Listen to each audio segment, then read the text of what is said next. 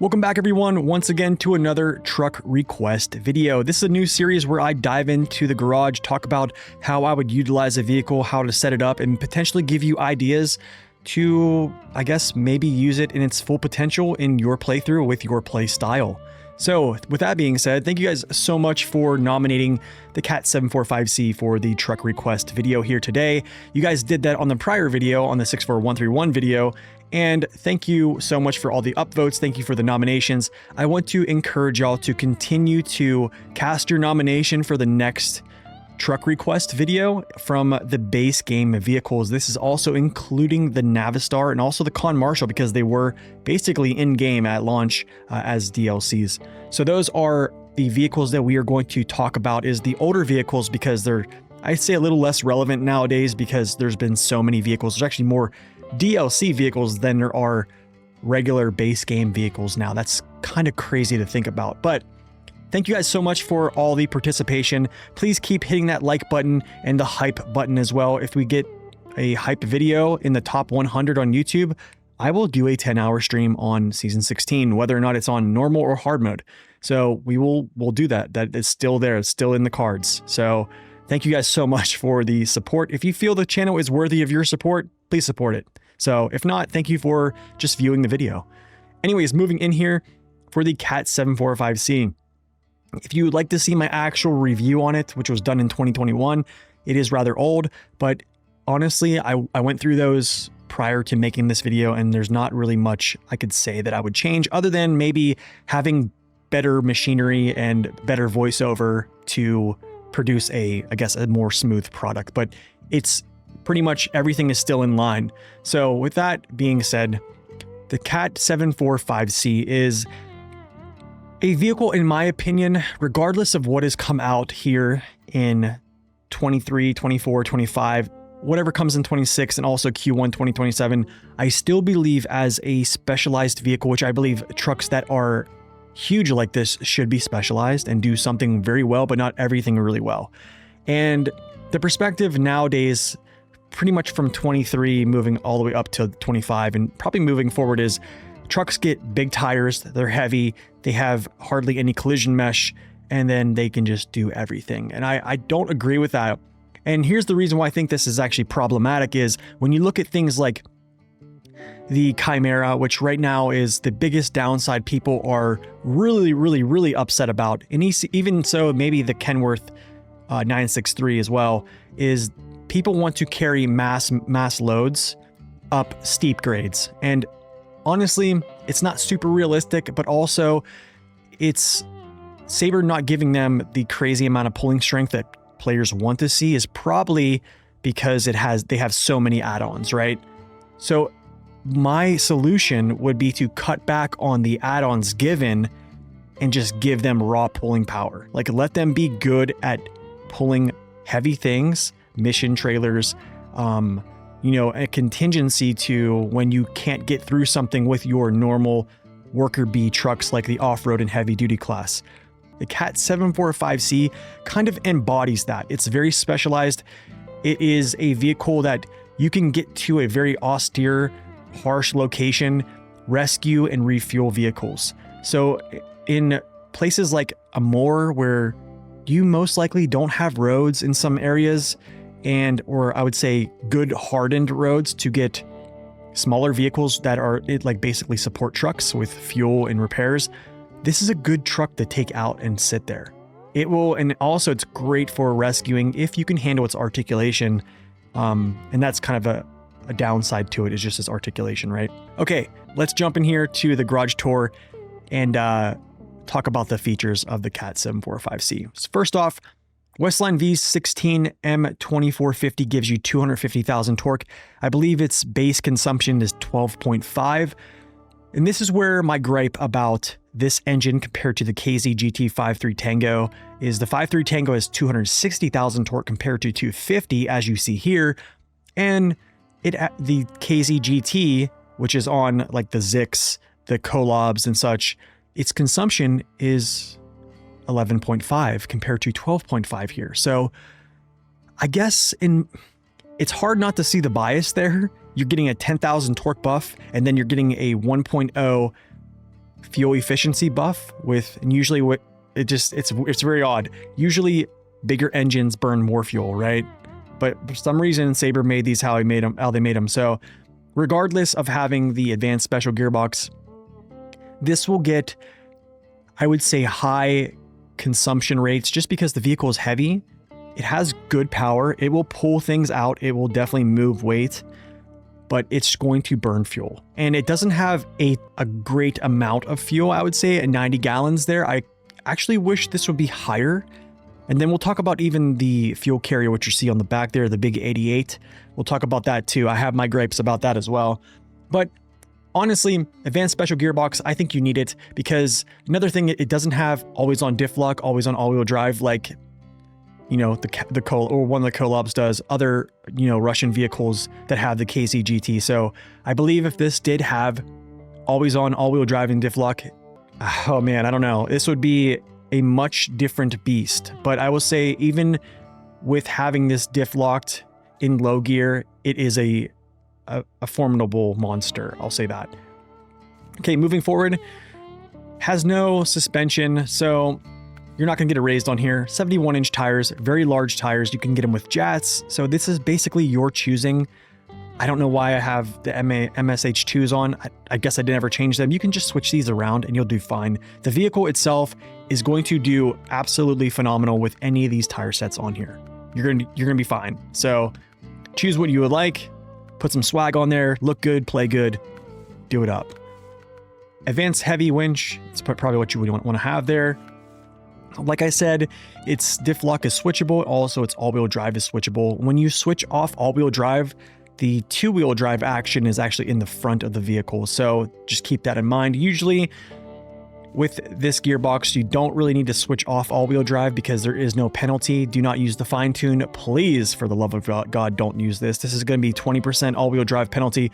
I guess logically speaking, why would you choose 20% more fuel burn over 0 is my logic there. So I would actually use the advanced special because large tires just drive faster, especially if you're in low plus. You'll have a faster speed, especially with the high range or the high range gear, I would say, in the advanced special. It's going to produce a pretty good speed, especially for an advanced special gearbox that is not necessarily that fast.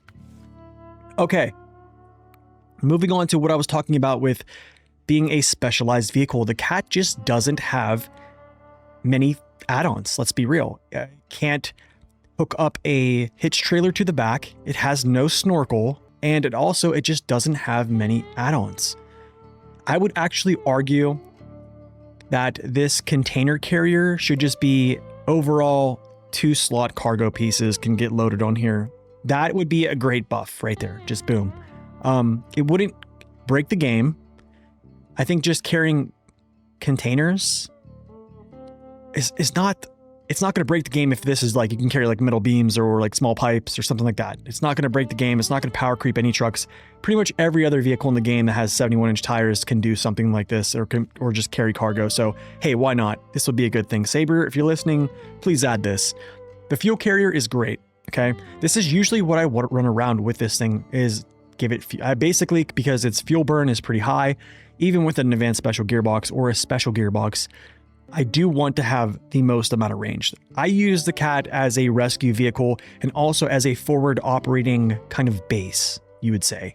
So I'll take this to places where normally smaller trucks with fuel tanks have trouble getting to, or I'll take this to a place where I think maybe I'm going to need to pull something out or rescue something. Kind of in foresight of those things, I'll kind of deploy this and just put it somewhere. In recent times, I haven't really been using this much because, well, I just haven't been getting stuck like that. The year 1 pass is kind of the place where I really utilize this, but not so much anymore. However, you can see the fuel tank value is 423. Aesthetically speaking, if you look at this fuel tank on the back of here, it is massive. This and the 745Cs are massive tanks. The 745C has a much higher value of fuel in it, though. I would argue that they both should be the value of the extended fuel tank that you have on something like a 5600 TS, at the very least. That's what I wish would happen. But hey, That's just me. Another thing I wish they would add is a water carrier for this, potentially to be able to carry water. And maybe add a hitch to the back. This would be, I mean, hey, this is just what I think should happen now. If they're going to gift all these trucks everything, hey, just give us a hitch and a little bit, allow it to carry different things than just containers on the back, because there's not many missions with containers, let's be real. And then, you know, a little bit more fuel here. And then I think the log carrier add-ons is kind of good where it is. This would be awesome if this could kind of configure auto to do short logs, but I think for logging, as logging is concerned, this is probably one of the best and safest bets to carry medium logs, just because of the overall stability of this truck. It's one of the most stable vehicles in the game. And I think it's kind of stems from something I will talk about if I can actually rotate to see it. Let's see. Yes. So if you look at this front end, and when we get to the driving portion, you're going to see its cab rotate on pretty much, I think, almost all axes, different than the rear part of the vehicle. So this truck actually rotates left and right, and then it rotates, it twists, I guess in aviation terms, it'll be a roll. So it will roll independent of its back chassis here. So this allows the truck to essentially just conform and kind of almost go like a caterpillar, you kind of like crawling over terrain.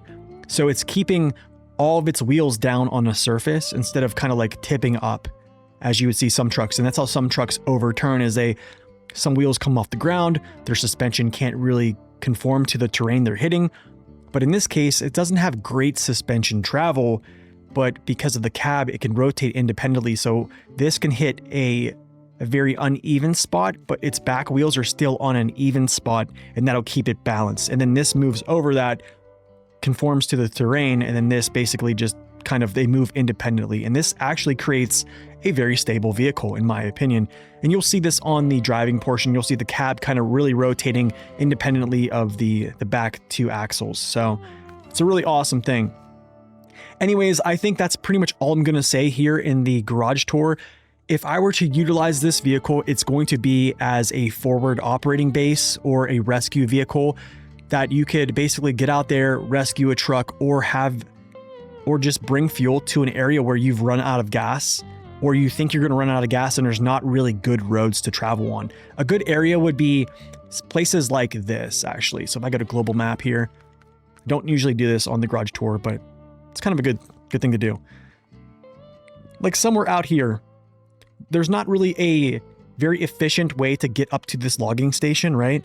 And just getting there, either if you're traveling down this way, down the ice and up this way, this is going to burn a lot of fuel. These are heavy conditions going all the way through here until you get to the logging camp. And even down here in some areas, it's actually pretty thick, especially inside this logging camp.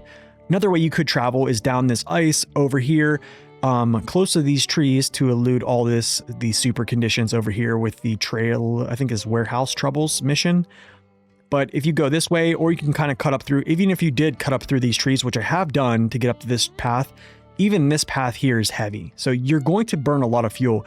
And this is kind of a great place for the 745C to kind of operate, especially if you're coming back here to get logs, because, well, you can get this vehicle there pretty easily and pretty quickly. And then you have something back here that, you know, if you get stuck in these areas, you have basically a mobile unit that has refuel, and then also it can just pull pretty much anything out of where it's at. So it's not really afraid of any surface. It kind of just laughs. And I kind of mentioned that in the review, but that's pretty much all I'm going to say here in the garage tour portion. Next, I'm going to talk about pretty much my thoughts on first discovering this vehicle. I kind of mentioned it in the review, but I will kind of elaborate a little bit on how I felt when I first discovered the Cat 745C, how it stacks up here in a current tier list, and how it would stack up, I guess, with new vehicles coming down the pipe here, 2026, 2027, Q1 moving on. So let's get in there and talk about it. The reason why I always tell people to play the game in order whenever I talk to a new player is because of this factor I'm going to talk about right here. Is there's some vehicles that you roll up on when you first start your journey that really just change the game in a really good way, actually. So if you just take the perspective of starting out and just going through Black River or just the whole Michigan region, you get a few good vehicles. You have the Fleet Star, you stumble upon the MH9500, the Kodiak C70, and then you come by the P16, which is formidable in that region, I guess, because of the smooth roads, well, in some of them. But the truck I'm talking about that kind of changes the game, and I did mention this in the White Western Star revisit / truck request, is the White Western Star kind of changes the game. And I think that's something that you'll notice after you get it upgraded. But whenever you understand that it changes the game, it kind of carries you through Michigan. That, for me personally, it kind of did, especially when I restarted the game and I understood the actual power of the White Western Star. I would say this truck right here, the 745C, is another one where you stumble upon it and you think to yourself, wow, I actually have an end-all be-all truck, essentially meaning that I can have more courage to do things because I know for a fact that I can get myself out. This truck, if something happens to me, I'm going to come get this vehicle and it's going to pull me out, essentially. And a wonderful thing about the Cat 745C, I didn't mention this, is its fuel tank weighs the same amount empty as it does full. And the weight of the actual filled and unfilled fuel tanker is only 1,000 kilos. So you're not actually giving it more weight, which it doesn't really need because it has all the weight it needs to generate traction, because the vehicle itself is really, really heavy and it has really, really heavy tires and really massive tires. But it doesn't suffer from a reduction of power to weight being full. So essentially, it just operates almost with just an extra 1,000 kilos of weight, essentially, and that's not really that bad. If you look at some vehicles, when they put a fuel tanker or an expanded fuel tanker, they drop in power to weight quite a bit and it actually impedes their performance. Well, not so much the Cat 745C. So whenever you get into a pickle, you can essentially just break this thing out, come rescue yourself, and just yank yourself out, pull yourself back over, and just get going back on the mission. It's also a really good way to deliver medium logs. I knew whenever I got it, I was like, man, now I have something that I can deliver medium logs with and not have to worry about tipping over. And this is essentially from like an early game perspective. So you're probably wondering, where do I rank this vehicle here in 2025 at the conclusion of the Year 4 pass? Well, I haven't made my tier list yet, but if history tells you anything, it kind of shows you a little glimpse of where I'm probably going to put it as well. The only way I would rank this thing higher is if it had always-on all-wheel drive and diff lock. But we know Sabre would not allow that. Essentially, when I kind of brought up in the garage tour portion, when I talked about its engine being 10 torque less and also even less efficient, it kind of didn't make sense, right? So we know that the 745C is just not going to have those numbers, but I think if it did, I probably would bump it up a little bit farther in the tier list, just because if you have always-on all-wheel drive and diff lock, your performance outside of low gear and also even in high gear is just that much better. But it just doesn't have that. This essentially is a low diff lock monster. If you are going to use this vehicle, understand its greatest potential and strength is in low plus or low with diff lock engaged and also all-wheel drive. That is where you're going to have the power of the Cat. This is a vehicle where I can just go pretty much anywhere, any type of terrain depth, except water. It will not go in water. It doesn't have a snorkel, so just be careful with fording rivers. Watch your depth. Also, with roads that are icy, it just doesn't like ice because it doesn't have chain tires, and that's okay. It can't do everything. But for what it is, as a specialized vehicle, which I love seeing from the heavy class, it is one of the best trucks for what it can do. As a rescue truck, as a support vehicle, getting out to those locations like Northern Aegis installation, if you flip your truck over, it's very hilly out there.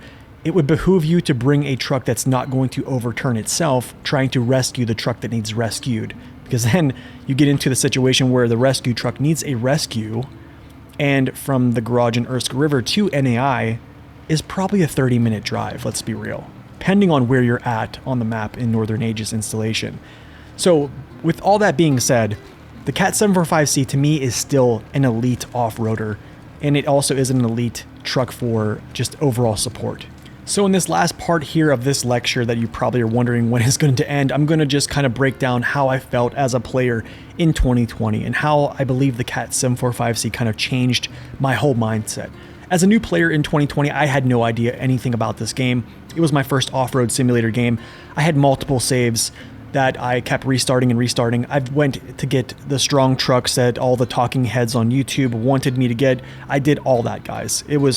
But I still did not understand how to play the game, and tire options could not come soon enough. I struggled a lot in Michigan. I really did. I struggled a lot. It took me a long time to complete it. Moving over to Alaska, I still was kind of afraid of the terrain. I was afraid of getting stuck. And when I would get stuck, I couldn't get myself out with any of the vehicles I had because, I don't know, maybe it was just the player skill, and then maybe it was just not understanding the game like I do now. But we've kind of made a complete turnaround. But it's crazy how much things have changed since then. It's going to sound really odd when I say this and kind of corny, but I do kind of owe I guess, the expansion of my courage to the 745C. Because when I got that vehicle, I understood that no matter what I get myself into, I'm going to be able to get myself out because I have this vehicle now. It is literally going to come pick me up, turn me back on my wheels, and it can usher me through whatever I get stuck in.